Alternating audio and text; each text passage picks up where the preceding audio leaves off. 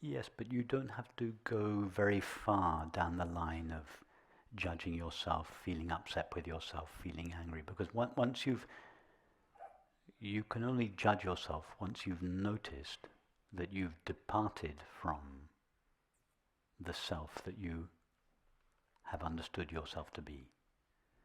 So all you need to do is notice that.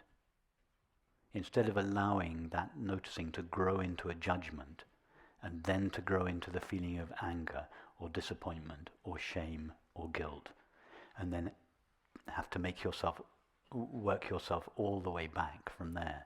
Just don't go further than noticing that you have mistaken yourself for an object or a collection of objects, when in fact you know that what you essentially are is the knowing subject. So just all you need to do is notice that and then reset yourself. Instead of allowing the noticing to become a judgment, the judgment to become anger, the anger to become shame, the shame to become guilt, the guilt to become disappointment, and then trace your way all the way back again. It's not necessary. Take a shortcut. Just notice it, reset. And the more often you do that, the easier you'll find it. At the moment there's a habit of noticing judgment, anger, guilt, shame, etc. It's a well-worn, it happens almost automatically. You're already feeling guilty before you've noticed yet. That's just a habit. But if you break that habit, if you just notice it and reset, you'll be surprised how quickly that habit goes. And would that be that when you feel the pain or the anger at that moment, to sit with it and just allow it and know it's there and don't judge that? Because I think it's the judgment on the judgment that eventually creates that. Well, you can do two things. So you're feeling anger. You can take two approaches. One is the Vedantic approach and one is the Tantric approach. You can take either. They both lead to the same place. The Vedantic approach, the way of discrimination, is to see immediately that there is this turmoil of feelings and thoughts called anger. It's a mixture of feelings and thoughts, and you are the one that is aware of them. I am aware of my feelings. I am aware of my thoughts. Well, that's the Vedantic path, to notice I am not my feelings, I am not my thoughts, I am that which is aware of them.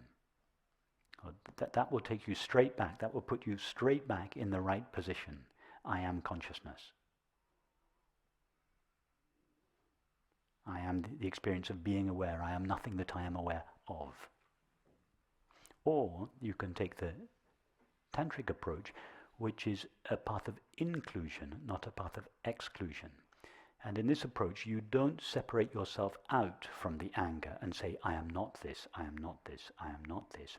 You see that the anger itself, your only experience of the anger itself is the knowing of it.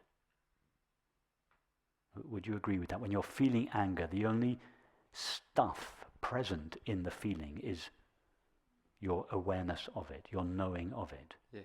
And the knowing out of which your anger is made is exactly the same knowing out of which the taste of ice cream or the feeling of sunshine on your face is made.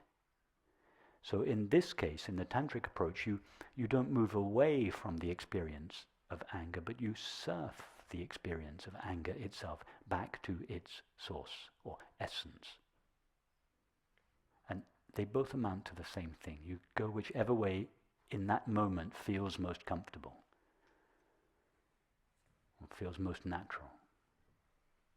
In other words, either go to the awareness behind the anger, the one that is aware of it, or the knowing in the midst of the anger, out of which the anger is made.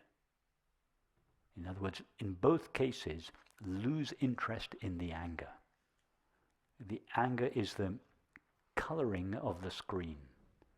Don't be interested in the coloring of the temporary coloring of the screen. You are interested in the screen itself.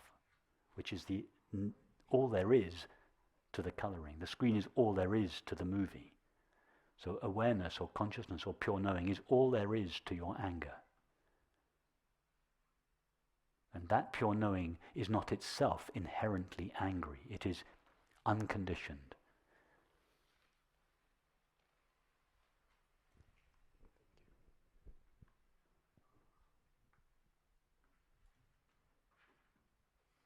This is what the Shankaracharya meant when he said, even hatred is made out of love.